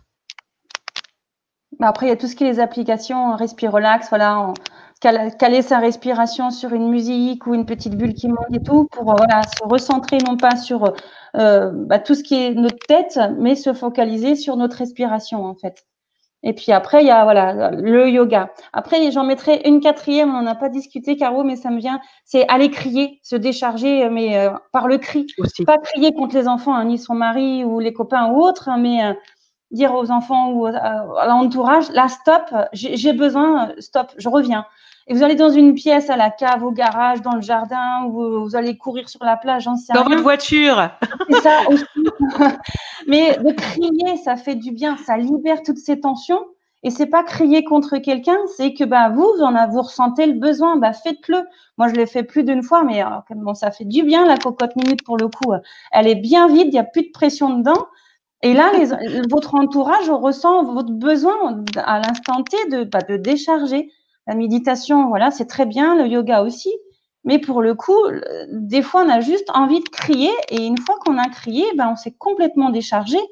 Et là, on pourra être plus dans le verbal en disant, voilà, je suis allée crier parce que j'en avais besoin, parce que je sentais qu'au niveau de mon ventre, ça explosait, ça montait, et je voulais pas me décharger contre vous. Donc, j'ai eu besoin de mon temps à moi. Je suis allée au fond du jardin, je suis allée me défouler sur la plage, hurler face à la mer. Les goélands, ils ont rien compris, mais c'est pas grave. Mais ça fait un bien fou. Et vous revenez d'autant plus calme et serein ou sereine pour reprendre où vous en étiez juste avant, quoi. Alors, je vois des choses dans le chat. Je me permets, Manu. Alors, il y a aller fumer. Alors oui, effectivement, pour les fumeurs, je pense que ça peut être aussi une méthode. Après, bon, voilà, c'est pas forcément très bon pour la santé, Barbara. Mais je vais pas te l'apprendre, tu le sais. Après, aller faire du vélo. Effectivement, pourquoi pas. Chanter en voiture, ça c'est top. Moi, je le fais régulièrement et franchement, c'est vrai que c'est très bien. Crier dans un coussin, effectivement, et ça permet de ne pas ameuter tous les voisins, parce que bon. Danser, très bien. Et après, moi, j'ai une technique aussi qu'on n'en a pas parlé du tout pour le coup, mais moi, j'ai une technique qui marche bien, particulièrement avec mes enfants. Quand le ton monte un peu entre nous, ce qui évidemment peut arriver, peut-être que vous vous reconnaîtrez. Ça peut vite monter, forcément, parce que nos enfants, vous savez bien, ils savent exactement où appuyer pour nous faire passer du calme le plus profond à l'énergie plus totale. Et donc, moi, j'ai remarqué un truc qui marche super bien, c'est que quand je sens que l'émotion va potentiellement me faire devenir un tout petit peu très énervée, je me lance dans une bagarre de chatouille, en fait. Et du coup, l'énergie physique, tout de suite, elle est libérée, forcément, parce que voilà, je me jette sur mon fils qui est quand même presque aussi grand que moi maintenant. Donc, je me jette sur lui, je le chatouille. Lui, du coup, forcément, il se met à rire et la colère retombe pour tous les deux. Et en fait, ça permet vraiment de sortir de la spirale, entre guillemets, infernale. On passe l'un au-dessus de l'autre au niveau du ton et ça peut finir mal. Ça permet vraiment de faire redescendre tout de suite. Et après, du coup, quand on a fini de rire, on est redescendu, on peut discuter calmement et dire voilà, alors ok, bon, on a fait ça, mais par contre, j'ai failli être en colère parce que voilà, et on peut revenir sur ce qui s'est passé, etc. Et on peut verbaliser les choses avec l'enfant. C'est un peu l'effet de surprise en fait, et où on change complètement de situation, où on passe d'un espèce de colère ou frustration à un moment de détente en fait. Et voilà, c'est la montagne russe et puis voilà, le corps, enfin la tête n'a pas le temps de réagir en fait par rapport à la situation que le corps est en train de vivre. Donc c'est ça qui est bien aussi. Tout à fait, effectivement. Alors après, il y a d'autres choses dans le chat. Effectivement, écrire, oui, ça peut aussi être libérateur. Distraction, bah oui, complètement. Et puis, oui, Anne-Laure qui nous dit qu'effectivement, oui, sa fille est plutôt à fuir le contact quand elle est dans un état émotionnel désagréable du style une colère. Alors après, oui, il y a des enfants effectivement qui sont pas forcément, qui veulent pas qu'on les prenne dans les bras quand ils sont dans une voilà, quand ils sont en colère et qu'ils sont fâchés. Donc là aussi, il faut respecter. Après, voilà, il y a plein de techniques en fait. En verbalisant, en disant bah, quand ça ira mieux, tu sais que je suis là pour t'écouter, je suis là pour t'aider. Rien que le fait de l'entendre en disant que vous êtes présent pour eux, même s'ils cherchent l'isolement, ben, ils vont pas se renfermer en fait. Ils vont, ok, maman elle a compris que pour l'instant j'ai pas besoin d'elle, ou je veux être tout seul ou toute seule, mais que je pourrais venir lui en parler tout à l'heure. Donc, montrer que vous êtes présent sans pour autant être en train d'étouffer ou en train de vouloir régler le problème de suite, alors que l'enfant ou le conjoint ou adulte ou enfant, on fonctionne aussi comme ça. On n'a pas envie d'être aidé tout de suite. Ce qu'on disait tout à l'heure, c'est l'important aussi d'écouter et de respecter la réaction et le besoin de l'autre, en fait. L'empathie, c'est dans les deux sens aussi. Tout à fait. Et on a Clémence qui nous dit qu'au lieu de monter le ton, elle chuchote et ça fait baisser la tension. Effectivement, c'est une très bonne idée aussi. Aussi bien pour la maman que pour l'enfant. Bah oui, comme on baisse d'un ton, pouf, aussitôt tout redescend. C'est ça. Très très bien. Hop. Alors évidemment, c'est ce qu'on a vu tout à l'heure. Il y a deux grandes choses à éviter.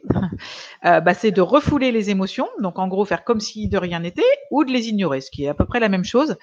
Parce que, évidemment, des émotions qu'on n'accueille pas, ça a tendance à faire monter la pression et c'est la cocotte minute. C'est-à-dire que sur une journée où vous allez prendre sur vous, vous allez avoir des contrariétés, la colère va s'installer, mais bon, c'est tout. Vous allez faire comme si de rien. Vous allez rentrer à la maison, vous allez être bien au taquet. Votre enfant va renverser son verre d'eau et là, ça va être la crise, quoi. Ah oui, alors que l'élément déclencheur quelque part sera complètement anodin, mais c'est vraiment l'effet cocotte minute, c'est-à-dire que voilà, toute la journée j'ai pris sur moi, j'ai refoulé, j'ai fait comme si de rien, je me suis dit que tout allait bien, j'ai fait je vais bien, tout va bien, ça vous rappelle quelqu'un? Sauf que à un moment donné, ça fonctionne pas et c'est là que ça pète, quoi. Et donc voilà, dans la mesure du possible, il faut juste dire voilà, là tout de suite je suis en colère. Et effectivement, le verbaliser quand on est avec quelqu'un, savoir mettre des mots dessus, c'est quand même extrêmement important. De toute façon, si on les refoule ou si on les ignore, à un moment donné, le corps, il va nous faire « Eh oh, il faut que tu écoutes parce qu'on va avoir des problèmes de santé, des problèmes de dos, des maux de gorge. » Les maux de gorge, ça veut dire « j'ai plus envie de parler ». Le problème de dos, c'est que j'en ai ras-le-bol. Enfin, après, voilà, c'est le corps qui va prendre le relais et qui va vous faire des petites sonnettes d'alerte en disant « Attention, écoute-toi, prends soin de toi parce que sinon, moi, je vais te le rappeler et pour le coup, ça fera un peu plus mal, quoi. » Voilà, tout à fait. Voilà, les trois piliers, il faut les avoir en tête, la tête, le cœur et le corps. Et le corps, si on refoule trop les émotions et que si c'est trop la tête qui prend le dessus, le corps, pour le coup, il n'a pas envie de se faire oublier et il vous le montrera d'autant plus derrière, quoi. Donc, si on peut éviter les petites blessures, les maux de dos ou les petits rhumes ou les maux de gorge, c'est mieux. Alors, on a Clémence qui nous dit on est parfois obligé de refouler des émotions au travail.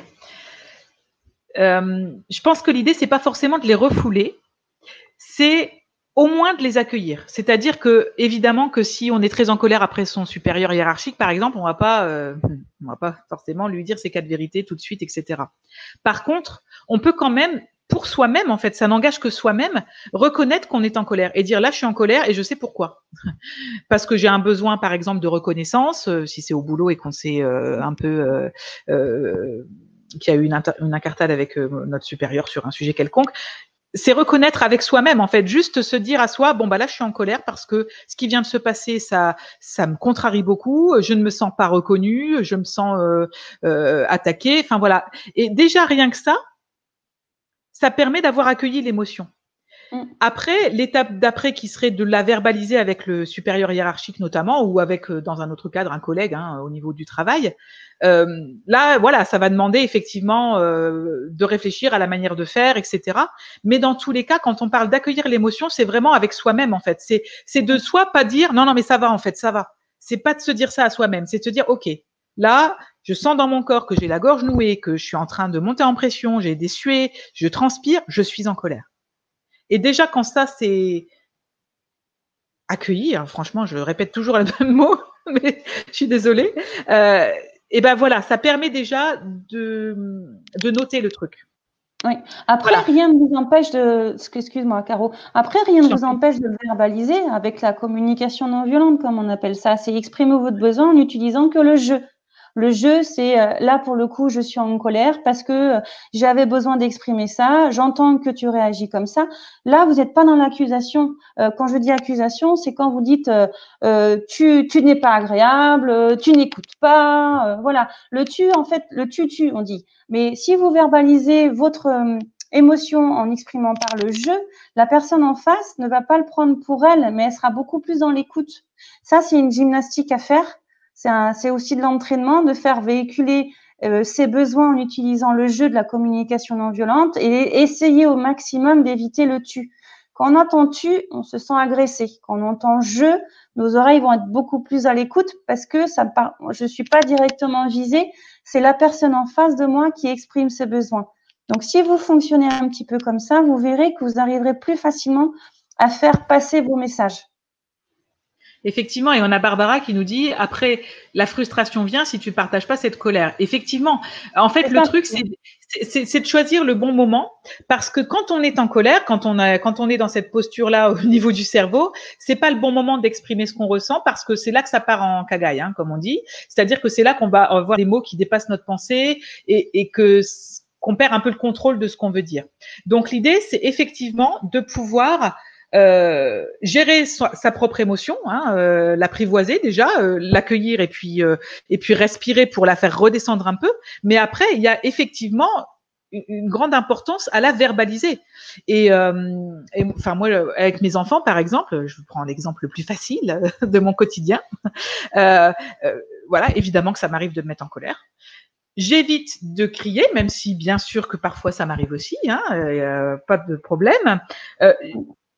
Parfois, quand je suis vraiment dans un super jour et que tout va bien, machin, j'arrive à ne pas trop le faire, j'arrive à redescendre.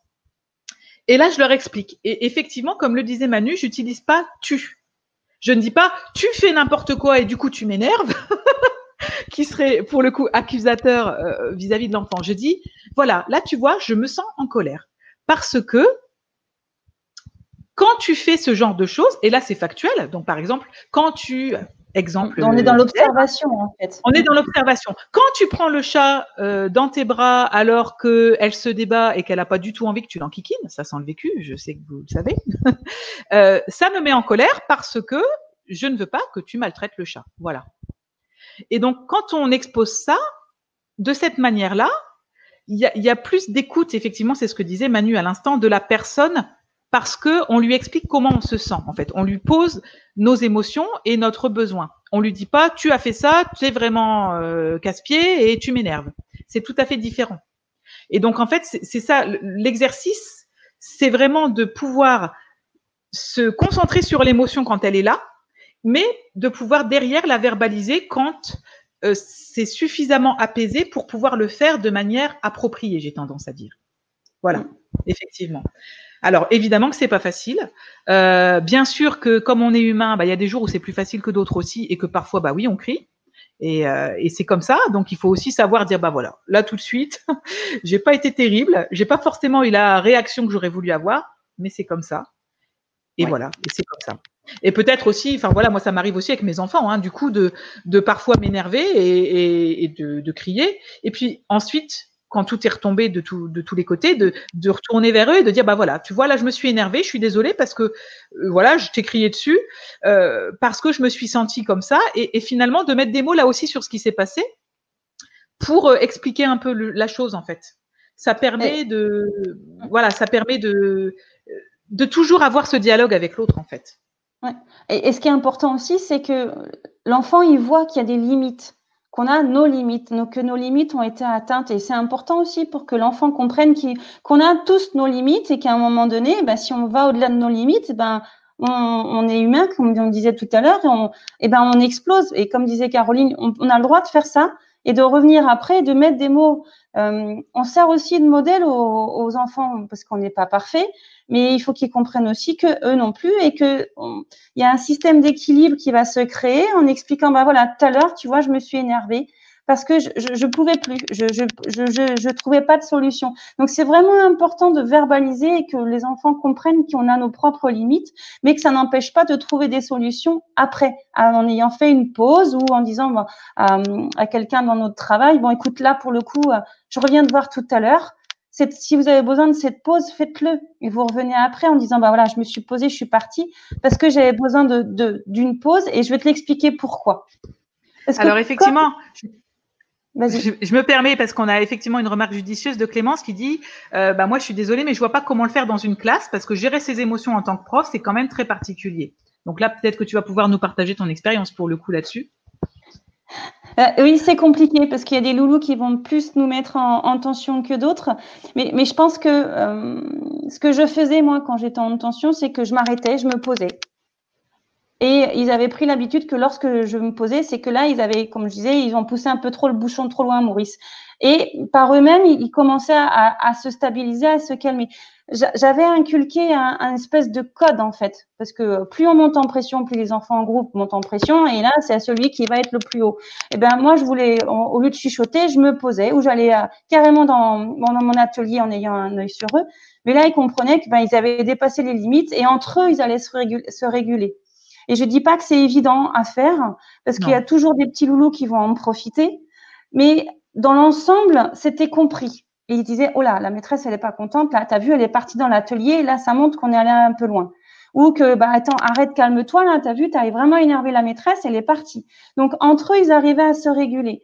Et si vraiment, ils arrivaient pas à baisser en tension, bah, je prenais l'enfant ou autre qui était,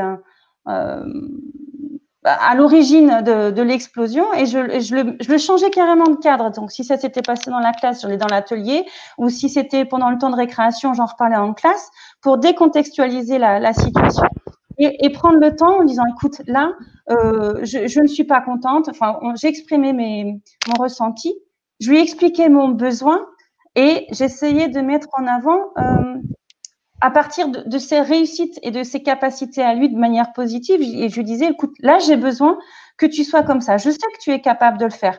Là, j'ai vu que de ton côté, tu as explosé. Peut-être qu'il y a quelque chose qui va pas. Si ça va pas, tu en parles. Mais je sais que en général, ça se passe bien et j'aimerais comprendre pourquoi. C'était essayer d'inverser. Un enfant qui explose en classe, c'est qu'il a un besoin qui n'a pas été assouvi ou qui a besoin qu'on s'occupe de lui. Alors, je sais que c'est pas simple pour l'avoir vécu.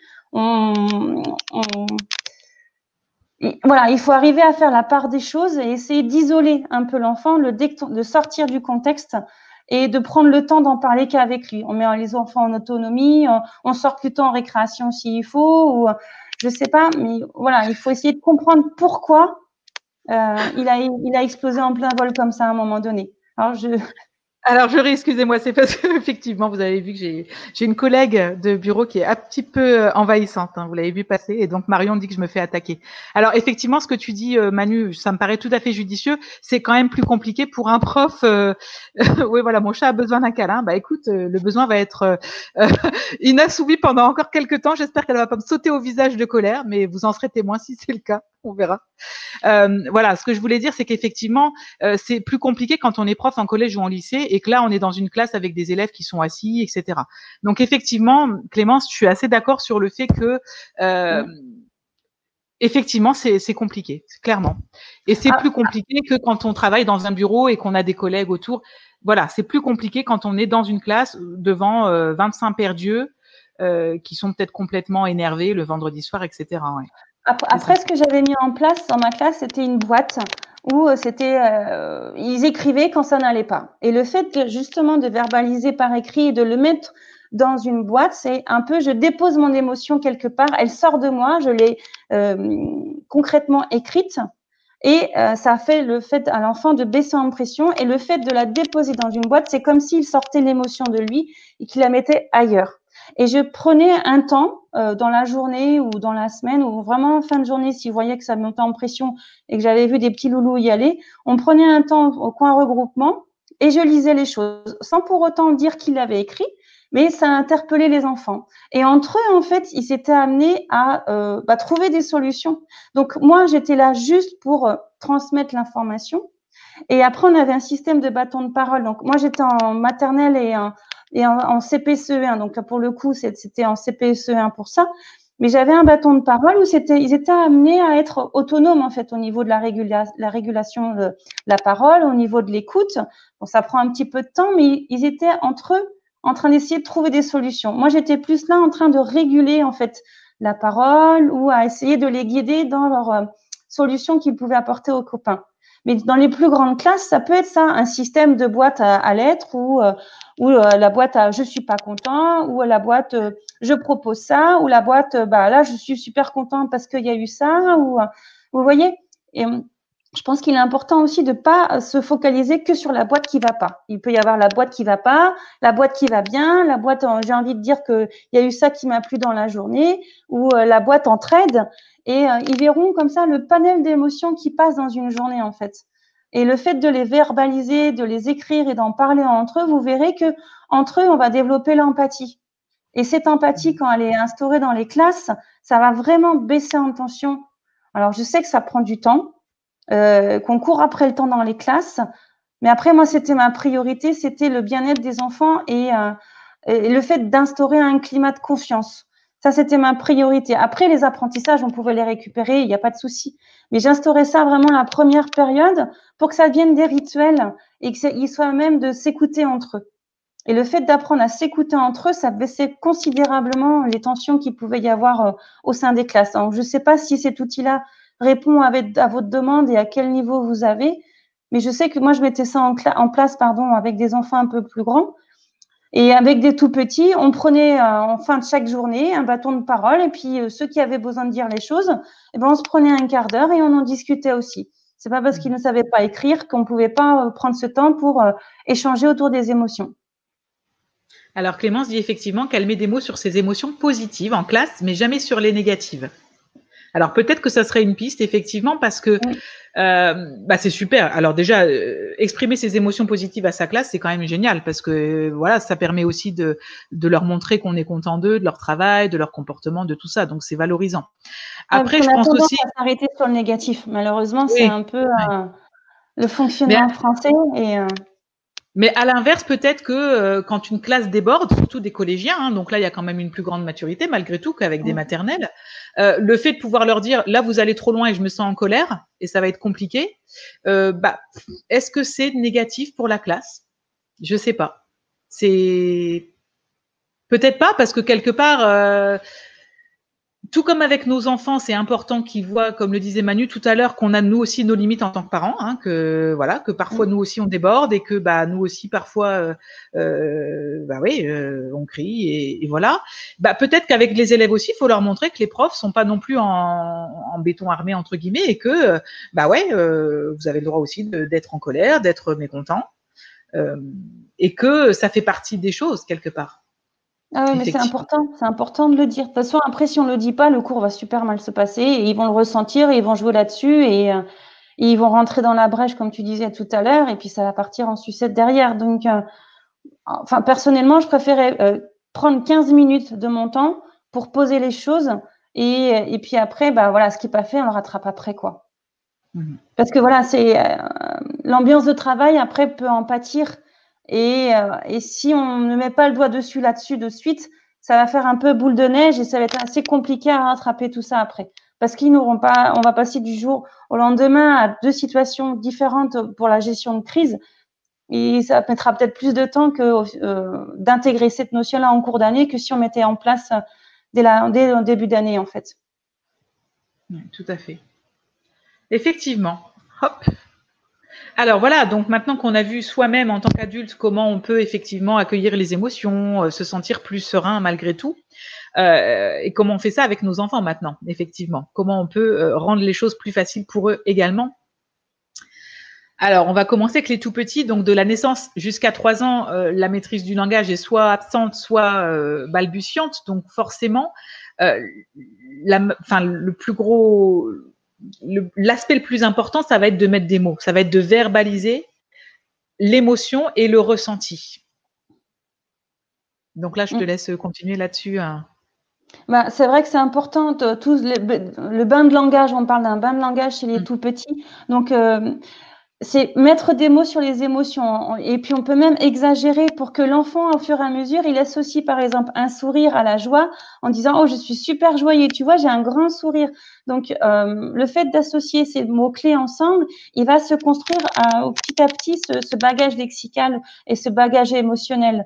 Les enfants, en fait, les bébés, en tout cas, ils passent vraiment par les émotions corporelles, le ressenti. Le langage, il va se construire aussi, bien sûr, parce qu'il va tout le temps être baigné dans un langage, mais ils sont tout le temps dans les observations. Donc, si on arrive à associer du vocabulaire à une expression corporelle par rapport aux émotions, par rapport à plein d'autres choses, l'enfant, petit à petit, il va associer telle ou telle situation avec son ressenti. Donc, il sera plus à même, après, de verbaliser ses émotions.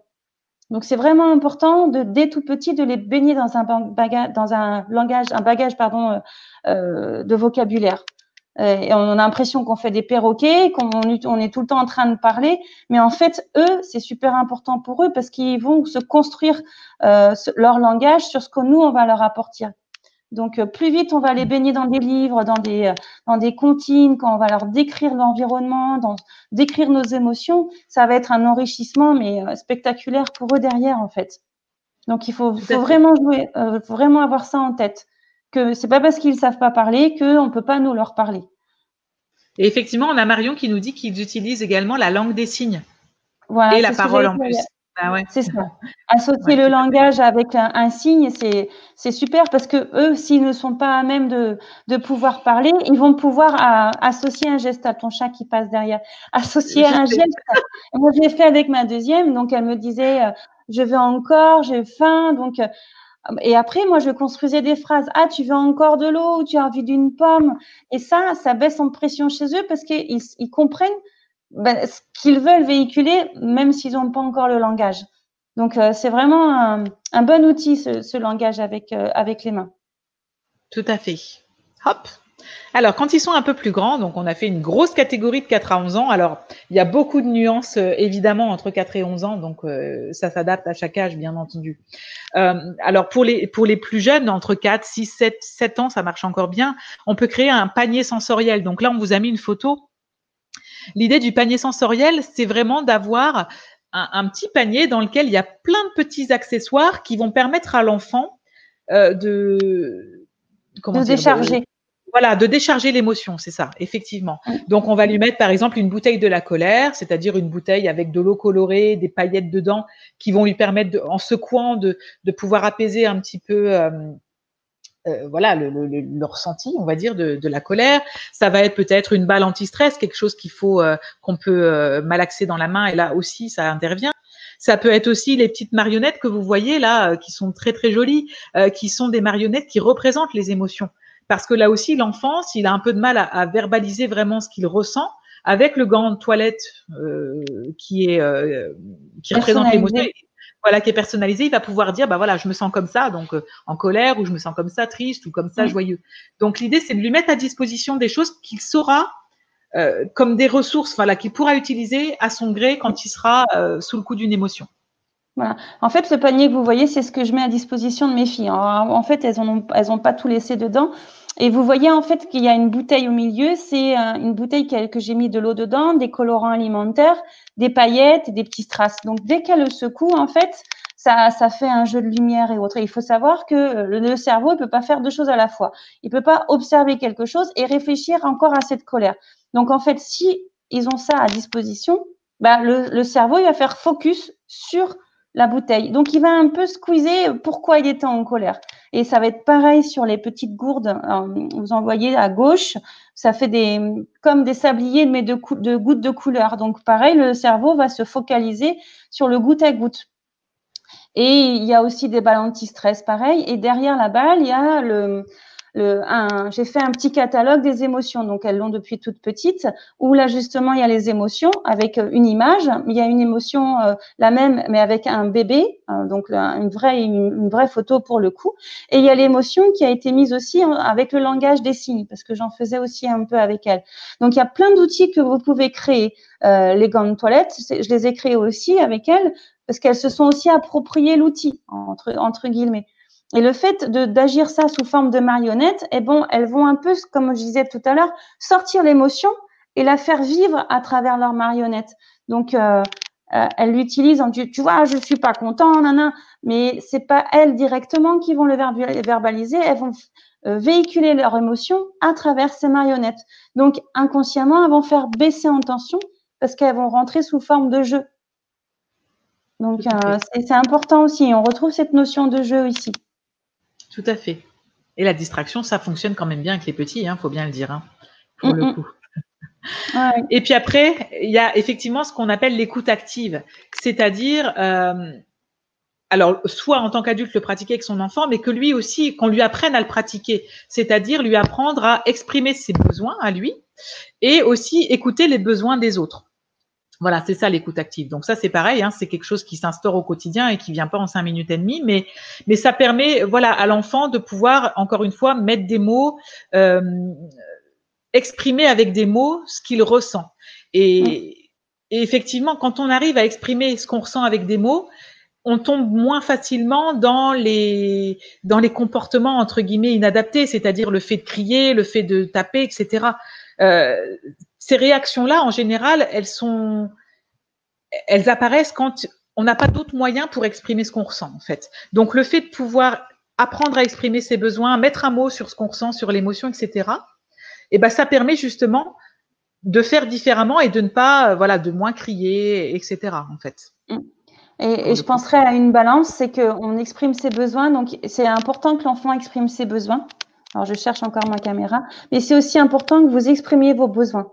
S'il y a un trop fort décalage entre vos besoins qui ne sont pas respectés et les besoins de vos enfants, à un moment donné, ça va partir au clash. Il faut vraiment trouver un juste équilibre entre les besoins, ce dont vous avez besoin, vous, et les verbaliser, et les besoins de vos enfants. Et quand vous trouverez cet équilibre au niveau de cette balance, ayez cette balance en tête, et vous verrez que ça sera, alors je ne vais pas dire simple du jour au lendemain, mais ça sera plus facile à s'écouter et facile à mettre en place pour trouver justement des solutions ensemble.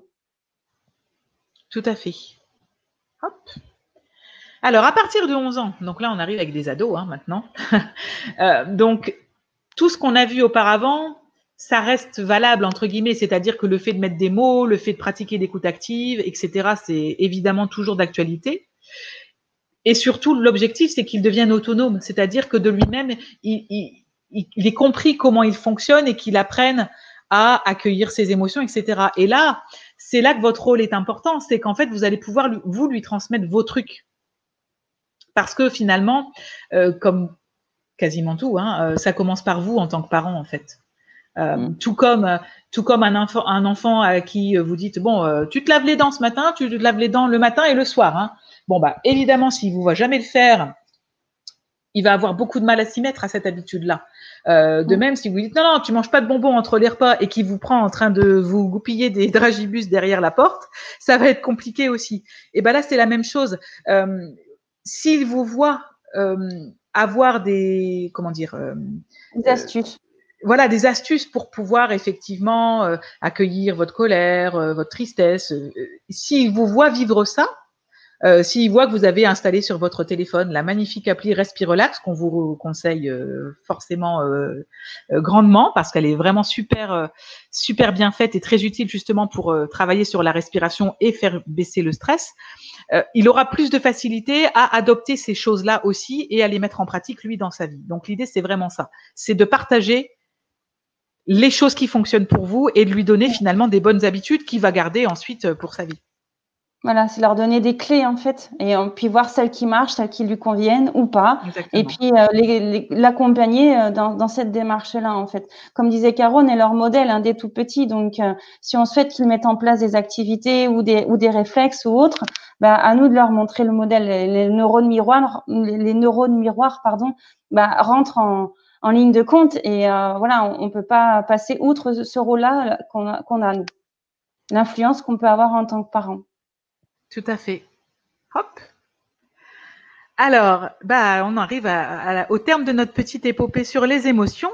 Donc là, on vous a effectivement donné quelques outils qu'on utilise, quelques petits trucs qui fonctionnent pour les grands, pour les petits, etc. Et on est en train de développer toutes les deux des petits guides à l'usage des parents, où on va donner beaucoup plus de contenu sur les choses qui fonctionnent, des astuces, des outils à construire, des choses comme ça en fait. Concrets à mettre en place Voilà. avec les enfants en fait. Pour vous en tant que parents, voilà, en tant qu'adulte, des outils pour vous, et puis pour les enfants derrière aussi, quel que soit l'âge. Effectivement. Donc voilà, ces livres, on est en train de les finaliser, de les construire. Ils seront prochainement en vente sur Amazon.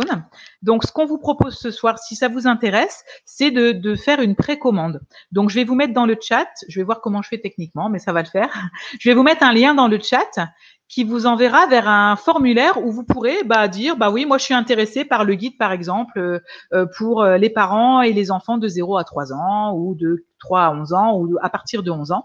Et puis comme ça nous permettra d'avoir une idée du nombre de personnes qui sont intéressées par ces petits livres et de pouvoir vous tenir informés quand ce sera prêt, quand ils seront disponibles et quand vous pourrez vraiment les avoir dans votre bibliothèque. C'est ça, exactement. Alors, je te laisse continuer Manu pendant que je vais chercher le petit. Donc voilà, donc si vous avez des questions par rapport à tout ce qu'on a pu mettre en avant ce soir, des questions en tant qu'adulte, des questions en tant que parent, par rapport à l'accueil des émotions, par rapport aux outils qu'on a pu vous proposer, par rapport à des réactions que vos enfants ont, n'hésitez pas à poser vos questions au niveau du chat et on prendra à cœur d'y répondre en fait. Tout à fait. Alors, je fais ma petite manip. Évidemment, je ne vous vois plus, je ne vois plus le chat, je ne vois plus rien, mais ça va me prendre 2 secondes et demie. Et comme j'ai pas la main dessus, donc voilà, n'hésitez pas aussi à dire votre ressenti par rapport à ce moment qu'on a passé ensemble.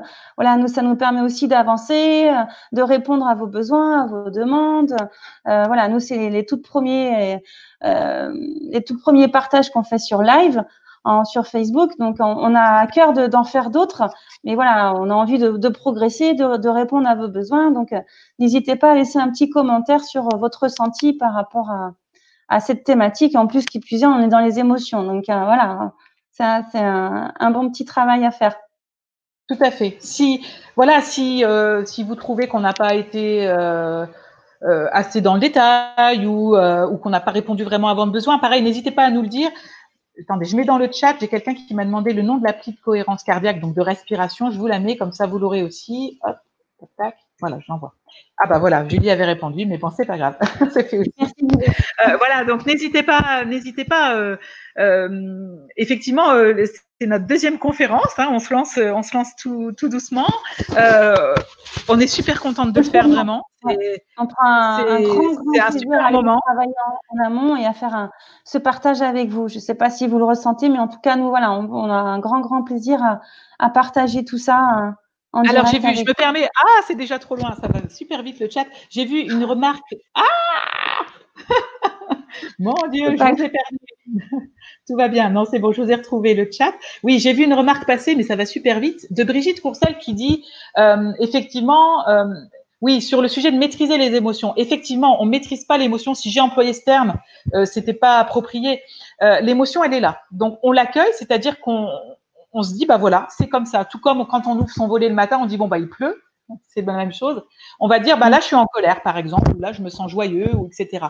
Mais effectivement, on la laisse passer. Par contre, ce qu'on peut maîtriser, elle nous traverse. Par contre, ce qu'on peut effectivement maîtriser, c'est nos réactions. Exactement. C'est-à-dire que c'est pas parce qu'on est en colère qu'on va déverser cette colère de manière exponentielle sur les gens qui sont avec nous à ce moment-là. Donc effectivement, il y a une notion à faire. On maîtrise pas ces émotions. Elles sont là, on les accueille.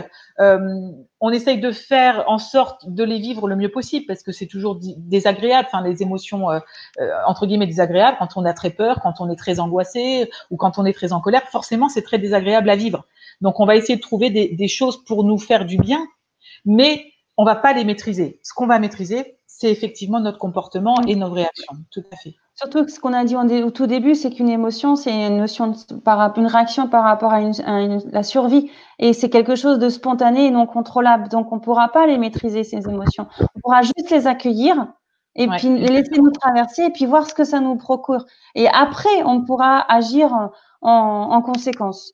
Mais la maîtriser, non, on ne peut pas dire stop, tu rentreras pas. Non, non, c'est pas possible.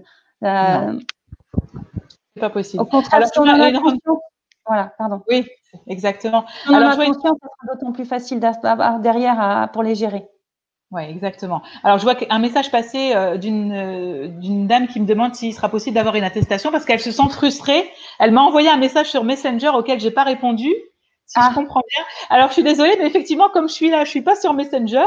Donc, oui, effectivement, pour les gens pour qui c'est utile, on peut fournir une attestation selon laquelle vous avez assisté à cette conférence. Il n'y a pas de souci. Et Madame Maître, je suis désolée, mais comme j'étais dans le sujet et c'était important pour moi d'être concentrée sur cette conférence, d'être présente avec vous, et ben j'ai essayé et j'ai plutôt réussi à ne pas regarder mon téléphone portable. Donc c'est Après, vous allez sur nos pages respectives, vous trouverez soit un lien pour nous envoyer un mail ou autre, et à ce moment-là, ce sera beaucoup plus simple pour répondre à vos besoins ou à vos demandes ou à vos questions. Il n'y a aucun souci. Donc, sur nos pages Facebook respectives, il n'y a aucun problème pour nous joindre.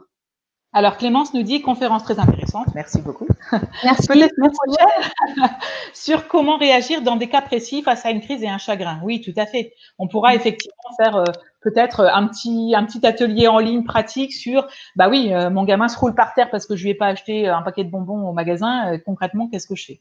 Effectivement, c'est des choses qu'on pourra. Voilà. La première, c'était sur la pédagogie positive. Donc, on avait balayé les 3 piliers, la tête, le cœur et le corps. Ce soir, c'était sur les émotions, mais en généralité, en fait. On n'avait pas vraiment ciblé l'entonnoir sur un cas bien particulier, bien précis. Il y avait confinement et émotions, mais là, c'était vraiment, même les émotions en tant que telles, même s'il n'y avait pas eu le confinement, les émotions, elles existent tout le temps. Donc, c'était vraiment pour vous donner des pistes et des outils, en plus de la gestion du confinement, pour que vous permettre de vivre pleinement et un peu plus sereinement les situations à la maison. À la maison, au travail, à l'école. Voilà, c'est des petites choses. Si ça vous a interpellé ce soir, bah, c'est super. Et on sera super contente. C'est ce qu'on veut faire, en fait. Vous faire passer des messages avec des choses simples, entre guillemets, à mettre en place, mais concrètes et qui vous interpellent, en fait. Parce que voilà, c'est ce qu'on disait, en fonction du vécu de chacun, en fonction du ressenti, il y a peut-être des choses qui vous feront peut-être plus écho chez vous que en échangeant avec la même personne en face, ça lui fera pas du tout écho parce que c'est pas le besoin dont elle a à l'heure actuelle. Mais voilà, nous, c'était vraiment pouvoir balayer en quelques temps. On a 1h30 quand même, mais vous donner voilà des pistes, des outils, et puis vous expliquer en fait qu'est-ce que c'est que les émotions, à quoi elles servent, et puis qu'elles sont pas là pour rien en fait. Tout à fait. Et effectivement, confinement et adolescence, ça peut être un bon sujet aussi. Oui. Prévoyez 4h30. Avec des exemples concrets, vous gardez votre ado à côté avec de des vous. cas pratiques, vous le gardez à côté de vous, comme ça on peut rentrer dans le vif du sujet et tester les outils en live. Non, mais complètement. Voilà, effectivement, il y a tellement de choses à voir. Voilà. Après, voilà. n'oubliez pas, voilà, que nous, là, on est en live ce soir, mais Caroline, elle peut vous accueillir au sein de son cabinet sur Laon, donc dans la région de Laon, dans l'Aisne. Moi, je suis sur Rennes, Bru, exactement. Donc, on peut se voir en présentiel ou en visio. Donc, même s'il y a des choses qui vous interpellent, n'hésitez pas à nous contacter. Après, si on peut vous accompagner, on le fera avec grand plaisir. Mais voilà, et puis renseignez-vous si dans votre entourage, si dans votre région, il y a d'autres psychopédagogues. Mais n'hésitez pas surtout à faire cette démarche-là, en tout cas. Tout à fait. Bon, en tout cas, Manu, c'est dommage pour toi parce que tu vois pas le chat et il y a vraiment beaucoup de choses. A priori, voilà, vous êtes tous et toutes, parce qu'il y a des messieurs aussi, j'ai vu dans le chat, contents ah voilà, on a Stratorfood de Sean qui nous dit entre Koh-Lanta et votre conférence, j'ai fait le bon choix. Et ben alors là, je vais bien dormir cette nuit parce que si on a rivalisé avec Koh-Lanta quand même. Alors là, franchement. High level. Là, on a fait notre plein d'émotions positives. Merci beaucoup. Merci beaucoup. Alors ça, vraiment, c'est top.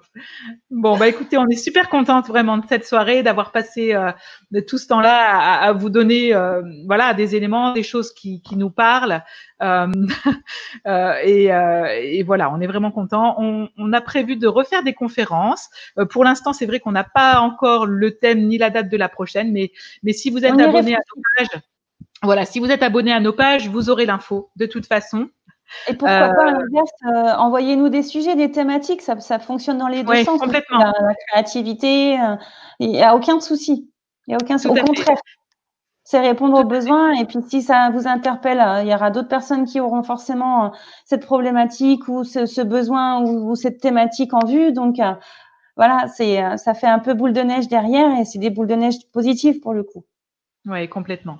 Et puis je vois un message passer. Vous n'êtes pas dans ma région. Bah ouais, mais la visio fonctionne. Pour le Très coup, bien.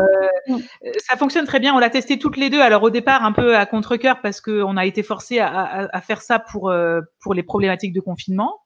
Et en fin de compte, ça fonctionne. Pour le coup, ça fonctionne plutôt bien, que ce soit avec les enfants, que ce soit avec les parents, parce que moi j'accompagne aussi des parents en guidance parentale. Et pour le coup, ça fonctionne. Donc, n'hésitez pas à au moins faire un essai. Après, ça fonctionne peut-être pas dans tous les cas de figure ou pour tout le monde, mais en tout cas, je pense que faire un essai, ça peut être intéressant pour voir si ça peut vous parler aux petits bouts concernés. Et puis voilà. En tout cas, on est vraiment très très contente. Du coup, on vous souhaite une très bonne fin de soirée. Hein. Bon, Koh-Lanta, c'est mort. Oui. Ceux qui voulaient voir la fin. Mais voilà, on est très contente. Donc, n'hésitez pas à nous envoyer des suggestions de sujets. Effectivement, si vous avez des choses que vous aimeriez qu'on adresse, des problématiques particulières, on sera contente de pouvoir étudier le sujet. Et puis, on vous retrouve très bientôt. On vous tient au courant sur nos pages Facebook respectives, sur Insta. Enfin, on est un peu partout, évidemment. Et puis, si ça vous dit de nous laisser des petits commentaires dans les avis sur nos pages respectives par rapport à votre ressenti de la conférence, ça serait un grand merci. Parce que nous, ça nous laisse de la visibilité sur nos pages et du concret, en fait. Donc, voilà, si le cœur vous en dit, laissez-nous des petits commentaires par rapport à la conférence de ce soir sur nos pages respectives dans la rubrique avis. Et là, on vous dit un grand merci également. Exactement. Bon, on vous souhaite une très très belle soirée. On vous dit à très bientôt et surtout un bon week-end. Bien soin de vous. Merci pour ce partage. À bientôt. Au revoir. À bientôt. Au revoir.